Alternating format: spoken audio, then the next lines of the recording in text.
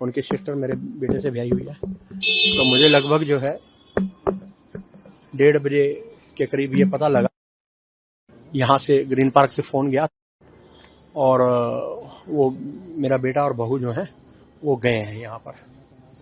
तो फिर मैंने अपने बेटे को फ़ोन किया तो पता लगा कि ऐसे ऐसे ये घटना घट गई है और वो सफदरजंग हॉस्पिटल लेकर गए हैं अमन। तो फिर मैं जब सफदरजंग हॉस्पिटल पहुंचा तो ऑलरेडी जो है वो डॉक्टर डिक्लेयर कर चुके थे कि भाई बॉट डेथ। उसके बाद में मैंने अपने समधी साहब से पूछा, उनकी हालत ऐसी नहीं थी, बहुत रो रहे थे, बहुत परेशान थे। उसके बाद जब वो पुलिस को उन्होंने जो बयान दिया है वहां मैं बैठा हुआ था तो उसकी मुझे जानकारी है।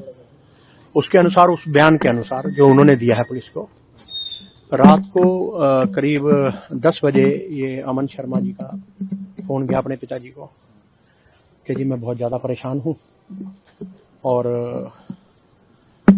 मेरा तो जीना मुश्किल हो गया है।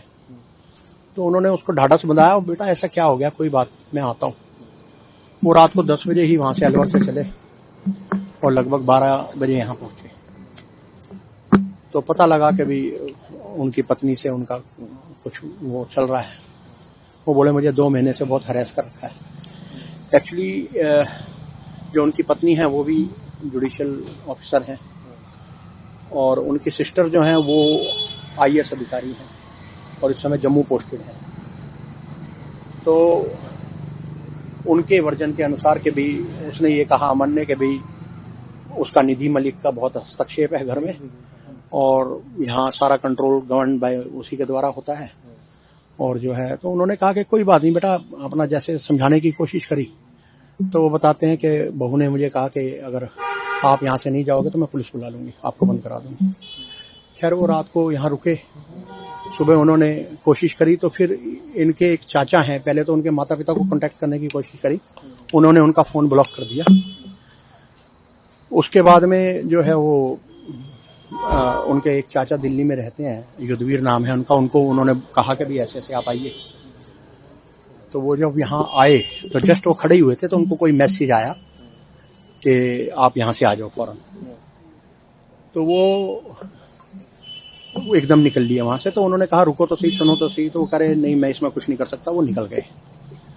उसके बाद में जो है शोर शराबा होने लगा घर में। वो अलग कमरे में बैठ गए और अमन और स्वाति जो है वो अपने कमरे में थे।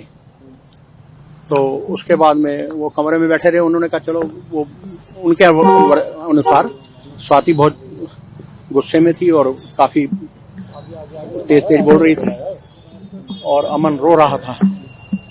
तो उसके बाद में आवाज आनी बंद हो गई। तो वो थोड़ी देर तो वेट करते रहे। उन्होंने सोचा हो सकता है कि आपस में कोई बात हो गई हो, सलाह सफाई हो गई। तो कह रहे उसके बाद मैं जब गया तो मैंने उससे पूछा कि कहाँ है अमन। तो उसने कहा मुझे नहीं मालूम कहाँ है। तो उन्होंने कहा भाई अभी तुम लोग यहीं बैठे हुए थे तो कहाँ गया।